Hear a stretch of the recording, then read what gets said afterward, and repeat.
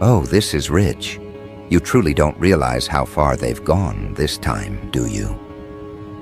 While you carried on with your routine, stepping through your day unaware of the whispers trailing behind you, someone somewhere was moving money, real money, not the kind tossed casually into petty drama or impulse decisions, but the kind that requires signatures, authorization, quiet approvals from people who prefer not to be named. Funds moved across channels with a single intention: to uncover the truth about you. Not rumors, not impressions, not assumptions. They wanted data. They wanted clarity. They wanted answers that would explain whatever it is about you that unsettles them so profoundly. So they paid. They paid more than you'd ever expect anyone to spend on a person who hasn't committed any wrongdoing, hasn't caused major disruption, hasn't sought attention, hasn't even stepped out of line. That's what makes this entire operation so revealing. Because nobody invests that kind of capital without motive. Nobody hires specialists, the ones who read patterns like scripture, who pick apart histories like surgeons, without a specific objective. You became the project. You became the line item. You became the subject of an investigation that was never supposed to leave the shadow it was born in. But money has a way of loosening seals. And now you're about to see what their investment actually bought. Because the truth is far uglier than anything they expected. It started quietly. A client reaches out, someone with resources and a level of discomfort they refuse to name directly. Their request is simple on the surface: gather everything you can on this individual. Background, history, behavioral mapping, psychological markers. They framed it as precaution, as due diligence, as protection of interests, but the tone beneath it betrayed something more primitive. They were shaken by something they couldn't articulate. Something about you had lodged in their mind, not as curiosity, but as threat. Not overt, not dramatic, but deep enough to keep them uneasy. So they hired an intelligence-grade investigator, the kind who doesn't ask why, only asks how thorough you want the results to be. And the client's answer was immediate: as thorough as possible. No restrictions, no limits. So the digging began. The investigator approached the task with the confidence of someone who has seen humanity's hidden interiors more times than they can count. They expected the usual: inconsistencies, emotional ruptures, social missteps, embarrassing decisions preserved in digital dust, the kind of patterns that paint predictable portraits. That's the assumption built into this line of work, that everyone has a crack somewhere. Everyone has loose threads waiting to be pulled. Everyone has moments they'd prefer to forget. But when they opened your file, something unexpected happened almost immediately. The surface-level information was too clean. Not perfect, but stable, steady, controlled in a way that didn't align with the events they would later discover you endured. No chaotic outbursts, no impulsive digital footprints, no sloppy self-exposure. Just a trail of behavior marked by a kind of internal order most people never manage to sustain. But they kept digging. They always do. They moved deeper through financial pathways, employment structures, interpersonal history, archived data that requires clearance to even acknowledge. And what they found didn't comfort them. It unsettled them. Because your records didn't show the normal oscillations of someone who has absorbed impact after impact. They didn't show erratic reactions. They didn't show breakdowns that leave public residue. Instead, the deeper they went, the more they encountered a kind of psychological architecture they weren't trained to interpret. You didn't collapse where collapse was expected. You didn't fracture where fracture was statistically guaranteed. You didn't spiral where others had spun out completely. Every point on the timeline where they predicted decline was met with something else entirely. Momentum, gradual reconstruction, stability emerging from circumstances that don't produce stability. And that's when the first shift happened. The investigator stopped working mechanically and started paying attention.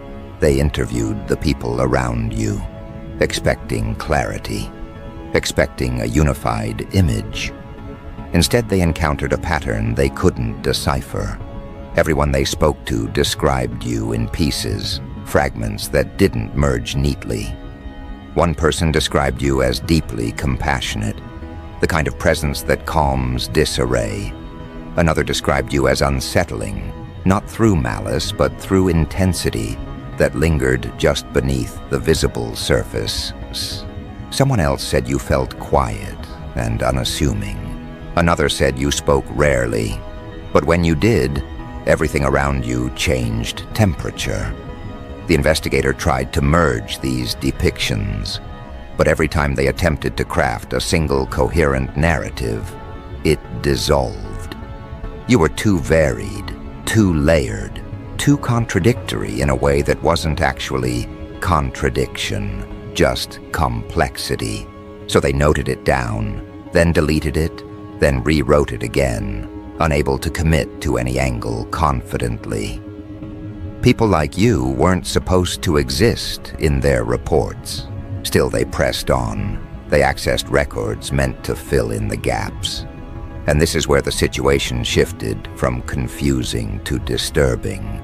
They found the traumas you endured, the real ones, the kind that reshape entire internal landscapes, losses, disruptions, betrayals, events that leave permanent marks on most people. They saw what should have happened next: decline, breakdown, instability, emotional volatility. They compared your experiences against case studies, research models, behavior predictions.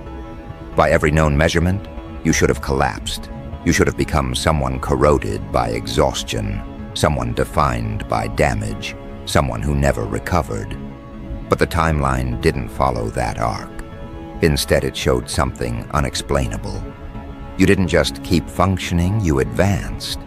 You evolved in ways that made no sense within the frameworks they rely on. The investigator stared at those findings for hours, trying to reconcile them. Because the profile they expected to craft had vaporized. In its place was a trajectory that defied their training. Not only had you taken impacts that should have erased your momentum, but you converted them into fuel for reconstruction. It wasn't optimism. It wasn't denial. It was something else entirely, an internal process they couldn't model or define. They began to highlight each inflection point, moments where pressure should have destroyed your internal structure, but instead became the exact moment where you shifted into a new mode of operating. You weren't recovering, you were restructuring, you weren't coping, you were adapting on a level their frameworks weren't built for. And that's when they reached out to the client for the first time. Not with answers, but with hesitation. But the client insisted they continue. They wanted usable material, something actionable, something they could weaponize, leverage, or at least comprehend, something that proved their unease was justified or their financial investment wasn't wasted.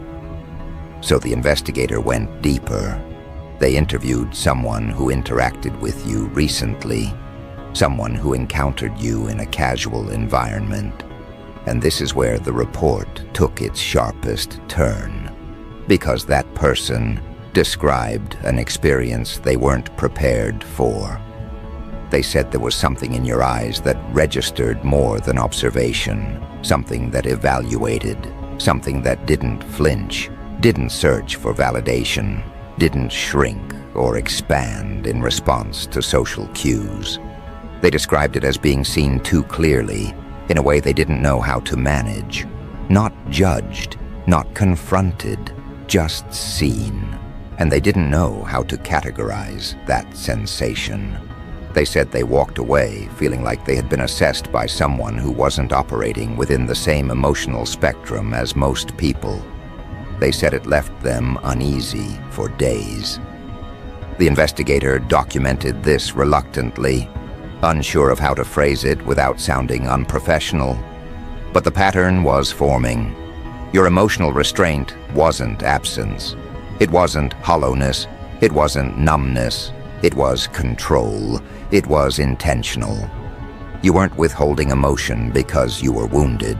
You were withholding it because you understood its consequences. You chose when to reveal. You chose when to respond. You chose when to let something register externally. And that level of control unsettled the investigator more than anything else. The client read the updates repeatedly, each time hoping for something different, something that aligned more closely with their assumptions. But with each read, their discomfort grew, because the report wasn't revealing weakness. It was revealing structure. It was revealing capacity. It was revealing a type of internal strength they didn't know how to navigate. They hired someone to prove you were ordinary, manageable, predictable. Instead, they received confirmation that you were operating on a level that existed outside their metrics. The investigator tried one last approach. They attempted to test your awareness indirectly. They orchestrated a small scenario designed to probe your perception, something subtle, something unnoticed by most people. But the result left them rattled. You detected it instantly, not through paranoia or defensiveness, but through an almost clinical sense of pattern recognition. You didn't react outwardly. You didn't confront anyone. You didn't expose your awareness. You simply shifted something internal. And that single shift was enough to make the investigator realize the depth of the error they'd made. They wrote in the report that you understood far more than you ever revealed, that you noticed shifts in environment, in tone, in energy, in intention, long before most people register anything is happening. And that kind of awareness changes everything for anyone who tries to map you. That's when the client felt the weight of their decision, because they weren't dealing with someone oblivious. They weren't dealing with someone who could be predicted. They were dealing with someone who could see through motives without accusation, who could process patterns without needing confirmation, who could track hidden agendas without revealing their own comprehension. That terrified them, because it meant they had exposed themselves. It meant you might already know. It meant every glance, every interaction, every pause could be interpreted as acknowledgement. And they had no idea whether you noticed or not. Now the report sits where they can see it every day, no matter how many times they try to tuck it away. They read it late at night, hoping exhaustion will soften its conclusions. But it never does, because nothing in it reassures them. Nothing in it confirms their belief that everyone eventually exposes weakness. Nothing in it gives them a foothold or an advantage.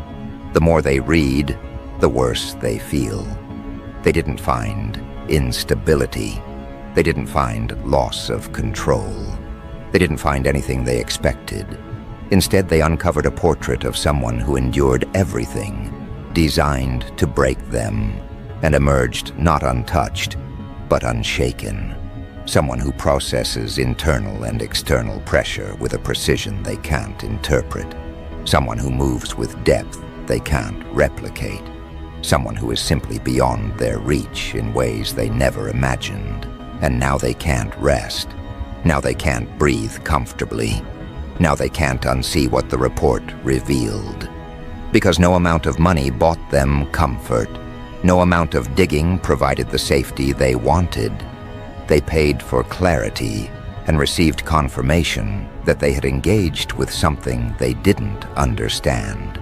something they can't categorize, something that shifts beneath the surface in ways they can't track.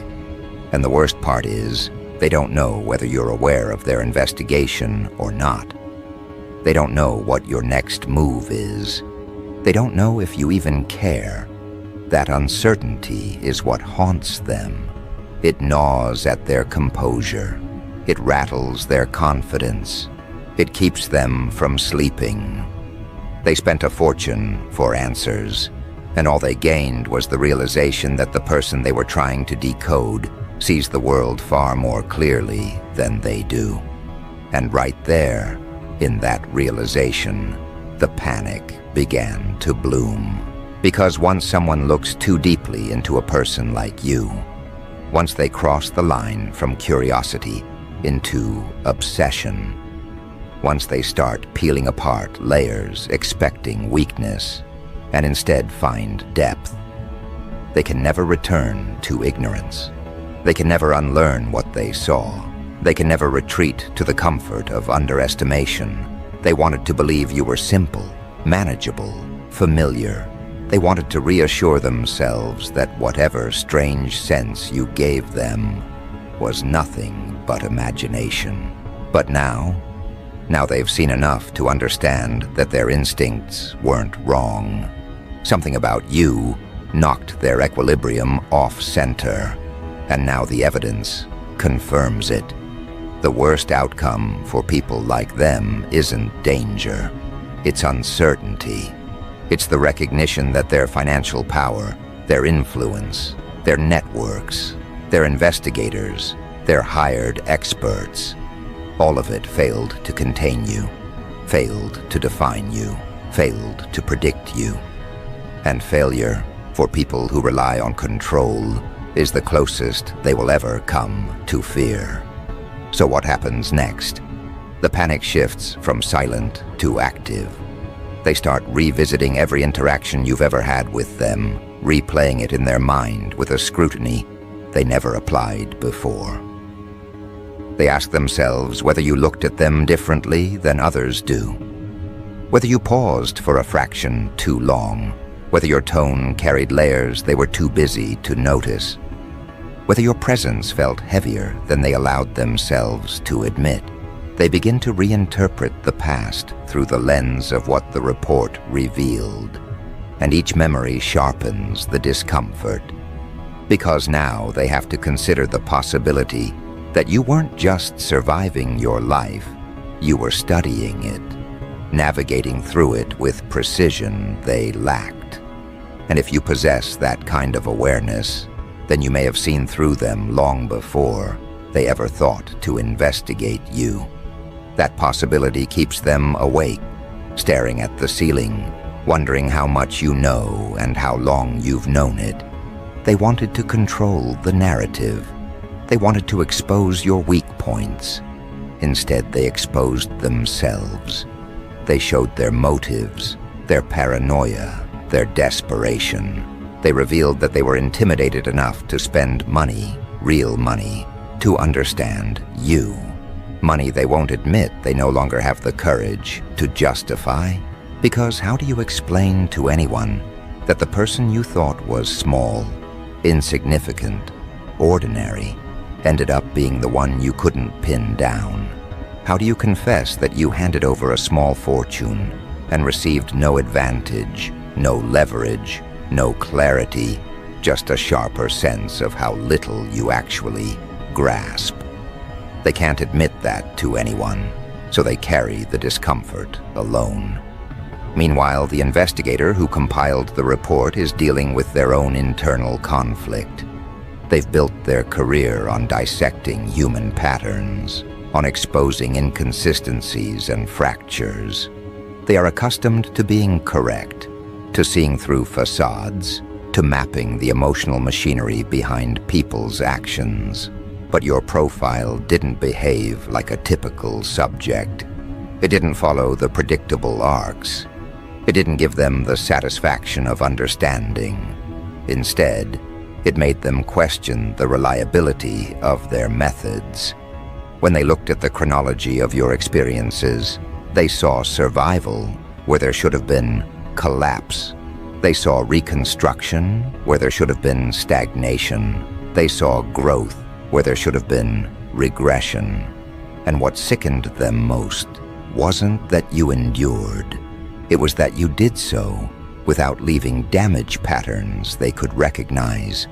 It felt like watching a structure take impact from all directions, and instead of cracking, it adapted, reinforcing itself silently. Professionals don't like gaps in their models. They don't like outliers they can't explain. You became one. And because of that, the investigator hesitated before delivering the final report. Not because they doubted their findings, but because they knew how their client would react. The client wanted reassurance. They wanted vulnerabilities. They wanted confirmation that whatever discomfort you triggered could be resolved through knowledge. But what they received was a reminder that the world contains people who do not operate within the ordinary ranges. Individuals who absorb pressure differently. Individuals who reorganize their internal landscape instead of fragmenting under it. Individuals who don't follow the emotional scripts society expects. And nothing terrifies controlling personalities more than encountering someone who lives outside their rules. After reviewing the report, the client demanded a follow-up, something deeper, something more invasive, something more absolute. They weren't satisfied with ambiguity. If anything, ambiguity intensified their anxiety. So they called the investigator again, insisting on additional rounds of probing. But the investigator declined. Not openly, not rudely.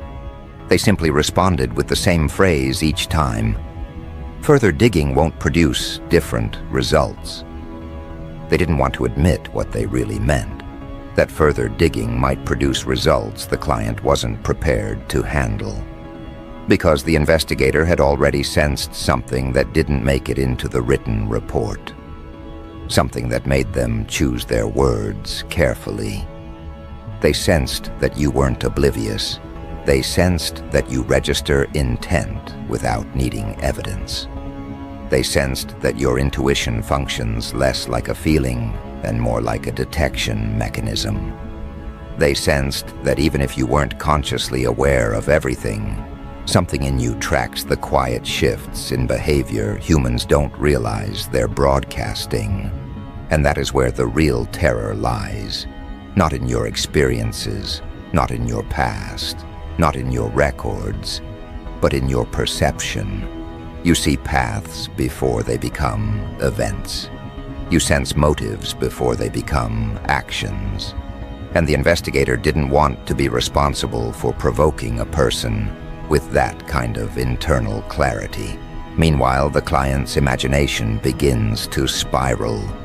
They wonder whether your recent glances in their direction were more than casual, whether your pauses during conversation were moments of analysis, whether your restraint around them was intentional.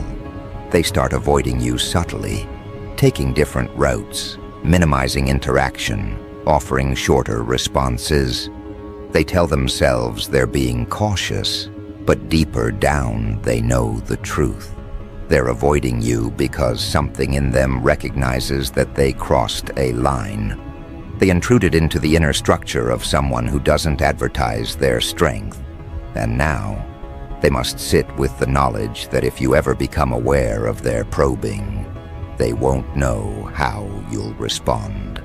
Not because you are dangerous in a conventional sense, but because you are unpredictable in a way they can't measure. All the while, their obsession grows. They keep rereading the report, hoping for new insight to emerge. But each time, they encounter the same stark conclusion. The fortune they spent gave them nothing but discomfort. It deepened their questions instead of answering them. It sharpened their fear instead of soothing it. It reinforced your presence instead of diminishing it. And now, they understand something they can't unlearn. The price they paid wasn't for information. It was for confirmation that you are not someone who can be reduced to data. They try rationalizing their unease, telling themselves that they simply wasted money, that the investigator was incompetent, that the findings were incomplete. But they know that's not true. Professionals at that level don't fail from incompetence. They fail when the subject doesn't fit within the equations. They fail when the assumptions break before the analysis begins. And you broke every assumption they had. So what do people do when money fails, when power fails, when intelligence networks fail? They grasp, they speculate, they catastrophize, they create elaborate hypothetical scenarios in their mind where you've known all along, where your calm demeanor was never oblivion, it was awareness, where your silence was never emptiness, it was evaluation, where your patience was never passivity, it was timing. They imagine you walking through your life with a kind of internal organization they will never attain. And the more they imagine it, the worse the fear becomes. They start watching you now, not openly, not obviously, but with careful glances that last a bit too long. They try to detect signs that you've noticed something, a shift in posture, a change in tone, an unusually focused moment of eye contact. And every time they observe something remotely ambiguous, their pulse spikes. They interpret everything as possible confirmation. They analyze your interactions with others, looking for patterns of awareness. They replay conversations in their mind, trying to identify the moment where you might have sensed their motives. And because they can't find a clear answer, they assume the worst. That's what happens when someone is already on edge. You become the explanation for their internal disarray. They start attributing meaning to coincidences that have nothing to do with them. You step out of a room quietly, and they interpret it as avoidance. You respond with a neutral expression, and they interpret it as recognition. You move with calm confidence, and they interpret it as strategic. They have begun constructing an image of you that is shaped entirely by their fear, not by your actions. Meanwhile, the investigator is dealing with their own haunting. They didn't admit it to the client, but their experience with your profile lingered. They have investigated countless individuals, from corporate executives to criminals, from politicians to private citizens, and they always found patterns, predictable weaknesses, predictable responses, predictable emotional cycles. But you disrupted their pattern recognition. You reminded them that human behavior occasionally exists outside the expected trajectories. And although they will never admit it aloud, you became the only subject they couldn't categorize. They found resilience where statistics predicted collapse. They found composure where emotional history predicted volatility. They found internal alignment where complexity predicted fragmentation. The more they studied you, the more they realized they were not dealing with a conventional profile. They were dealing with someone whose internal structure is built differently. That realization didn't just unsettle them, it humbled them. They wrote in their private notes, the section clients never see, that if you ever discovered the extent of the investigation, your response wouldn't be immediate, emotional, or obvious. It would be delayed, precise, and deeply measured. Not retaliatory, reflective. You wouldn't lash out. You wouldn't confront. You wouldn't panic. You would simply register the knowledge, reorganize your perception of the individuals involved, and adjust your relationship to them accordingly. And that kind of response terrifies people who rely on predictability, because it means you operate from a place of internal strategy, not external reaction. Meanwhile, the client continues to unravel quietly. They don't know how to articulate what they're feeling. They don't know how to admit that the fortune they spent didn't buy safety. It bought insight they didn't want. They keep telling themselves that they had good reason to investigate you. But the truth is simpler. They were intimidated. Something about you pressed on insecurities they refused to acknowledge. Something about your presence reminded them of their own fragility. And instead of confronting that within themselves, they projected it onto you. They thought that by dissecting your past, they could soothe their discomfort. But now that they've seen who you are beyond the surface, their discomfort has only intensified. Because people like them are used to being the ones with the upper hand. They're used to seeing others as variables in a formula they control. But you were the equation they couldn't solve, and that failure rewired their perception entirely. You became the person they couldn't dismiss, the person they couldn't simplify, the person who forced them to see that money does not buy the kind of understanding they were seeking. And now, they're stuck with the knowledge that the fortune they spent only highlighted your difference more clearly. They wonder if you've already sensed their fear. They wonder if you've already adjusted your perception of them. They wonder if your quiet detachment is actually awareness. They wonder if every calm expression you displayed in their presence was a choice, not a default. They wonder if your resilience has edges they haven't seen yet. The report never mentioned any confrontation, any aggression, any intention of harm. But that didn't comfort them, because the most dangerous individuals are not the ones who react wildly. They're the ones who don't react until they decide to. And the investigator warned them indirectly through phrasing that was easy to overlook. This individual processes pressure differently than expected. It's a neutral sentence on the surface, but the implication cuts deep. Pressure does not destabilize you. It organizes you. It sharpens you. It clarifies you.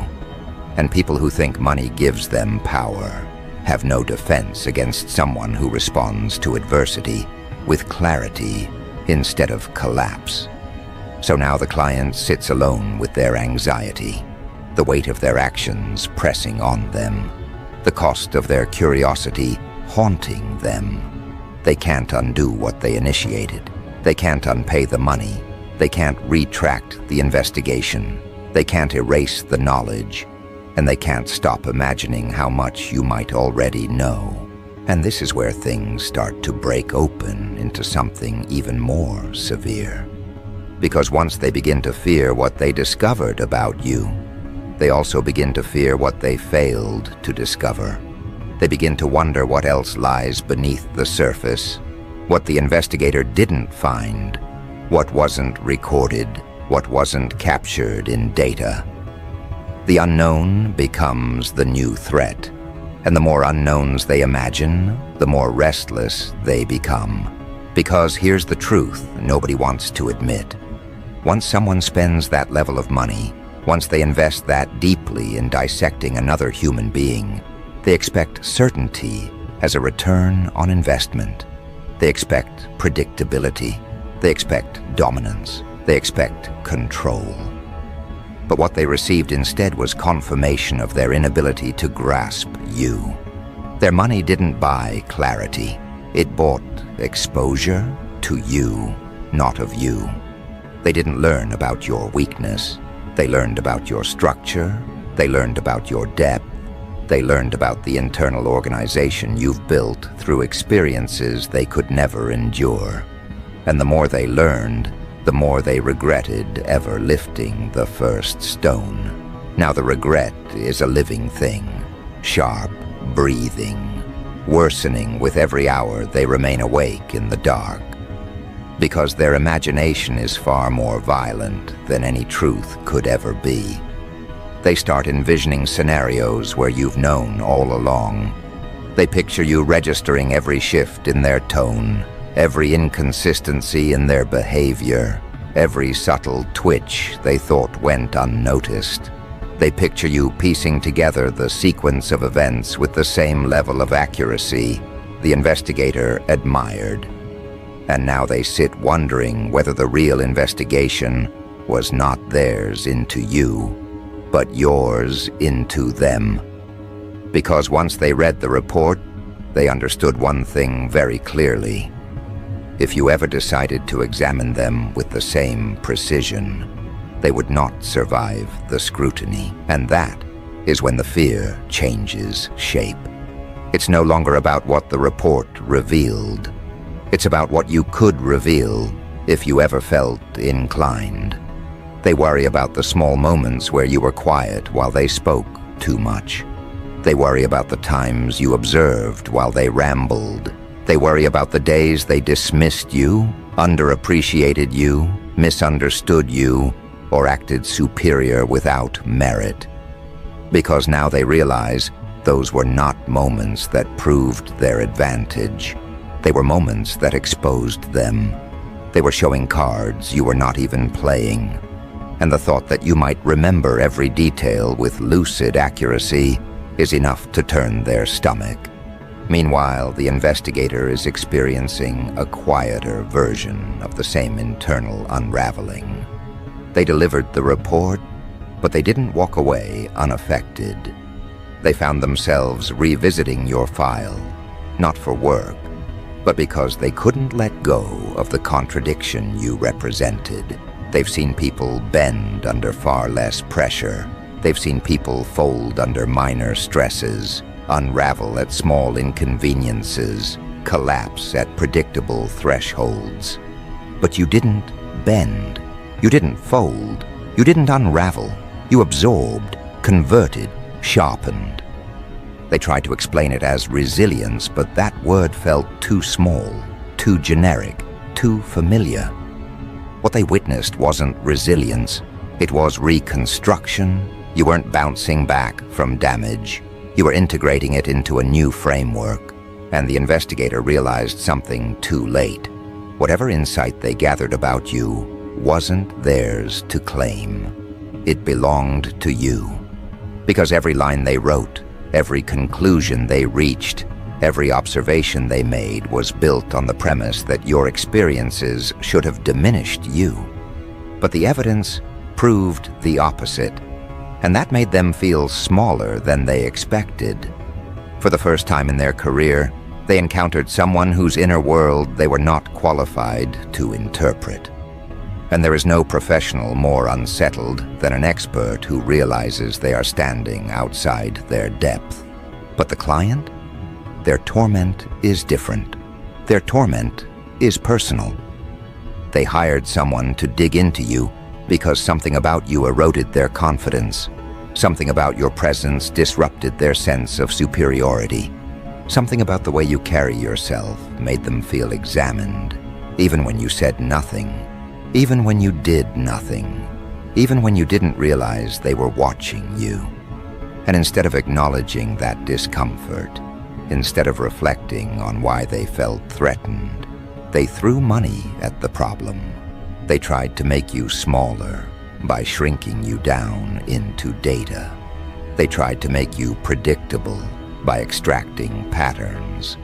They tried to make you manageable by exposing your internal landscape. But here's the irony that now keeps them pacing through their home at night. Trying to shrink you only expanded you in their mind. Trying to categorize you only made you more complex. Trying to define you only highlighted how undefined you truly are. They paid a fortune to understand you, and now they're trapped in the prison of knowing just enough to fear you, without knowing enough to comfort themselves. Because once someone realizes they cannot predict another person, they start imagining every possibility. And imagination is far more brutal than reality. They picture you knowing the exact moment they initiated the investigation. They picture you noticing the shift in their eyes, the tension in their posture, the way they acted differently around you. They picture you piecing the timeline together with microscopic accuracy. They picture you quietly registering their motives long before they confirmed them. And because they have no evidence to prove otherwise, these fantasies tighten around them like ligatures. Their fear becomes self-sustaining. They avoid you now, not obviously, but consistently. They avoid meeting your gaze for too long. They avoid entering rooms where you're already present. They avoid initiating conversations. They avoid moments where your attention might land on them. And all of this avoidance becomes more incriminating than the investigation itself. Because someone who did nothing wrong would feel nothing. Someone who saw you as harmless wouldn't shift their behavior. Someone who felt safe wouldn't retreat. But they retreat. They shrink. They fold inward every time your name arises or your presence approaches. Their own behavior betrays them before you ever need to lift a finger. And then a new question begins to whisper through their mind, one they never anticipated. What if the reason you reacted calmly to everything in life is because you've already learned how to read danger from a distance? What if your composure isn't naivety, but training born from necessity? What if your quiet confidence isn't accidental but earned? And the more they ask these questions, the more they understand just how deeply they underestimated you in the first place. Their fear evolves into something almost existential. They fear not just your awareness but your indifference, because the report made one thing brutally clear. You do not operate from impulse.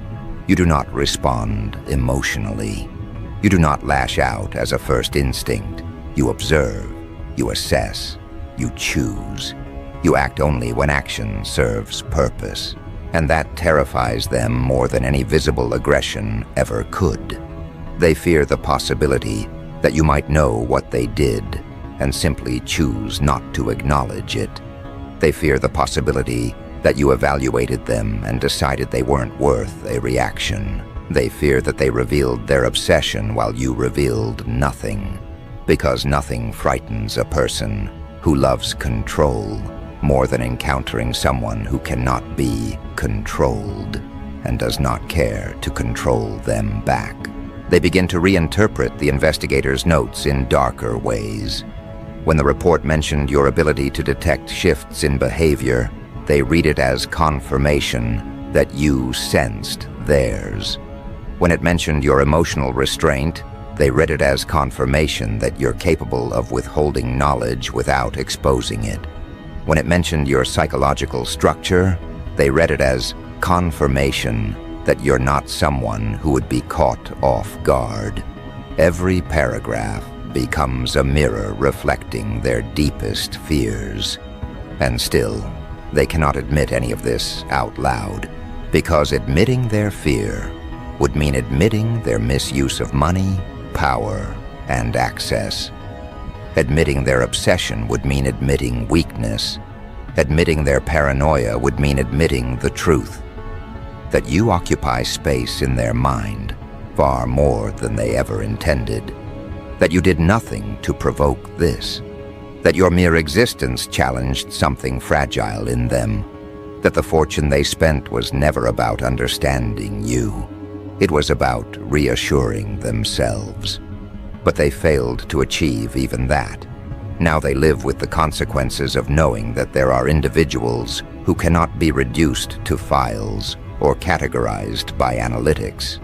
Individuals who walk through life with internal landscapes, refined through pressure, not distorted by it. Individuals who do not need to appear powerful because their power is not performative. And that is the real terror of the report. It didn't describe a threat in the traditional sense. It described someone whose depth cannot be predicted by external observers. Someone whose internal world does not operate according to conventional metrics. Someone who is not shaped by validation or destabilized by scrutiny. You. The realization that they spent a fortune to uncover this is what ruins their sleep. It forces them to confront a truth they never imagined. The money did not give them control. It exposed their lack of it. The investigation did not dissect you. It revealed them. Their own motives, their own insecurities, their own fear. Because money can buy information, but it cannot buy comprehension. And they now understand that digging into someone like you comes with a cost higher than the financial one. They awakened something within themselves they cannot put back to sleep. Their mind now cycles through endless questions. If you know, what will you do? If you don't know, what happens when you find out? If you've already sensed everything, why haven't you confronted them? If you're aware, why are you so calm? If you're unaware, how will you react when you eventually piece it together? And every answer they imagine is worse than the last. Because the report showed them something they can't escape. You don't respond impulsively. You respond accurately. This is why they avoid you now, not because they see you as violent, but because they see you as someone whose awareness carries consequences they cannot predict. They're afraid of being interpreted by someone who sees patterns they overlook. They're terrified of being understood by someone who understands themselves so deeply. They fear becoming a footnote in your perception when they spent money trying to turn you into a footnote in theirs. And so the final terror lands, the one they never saw coming but now cannot unsee. They spent a fortune investigating you, and the only thing they uncovered was that they should have never looked in your direction at all. Because now they know you operate on a level their money could not reach, their experts could not decode, and their fear cannot control. Now they understand that digging into you didn't give them power. It awakened awareness they hoped you'd never have. And even if you never speak of it, even if you never react, even if you never acknowledge the investigation, the truth still stands. You are the kind of person whose presence alone is enough to make people regret ever trying to expose you. And that regret is what they now carry into every sleepless night, every interrupted breath, every moment where their thoughts drift back to the report that sits untouched on their desk.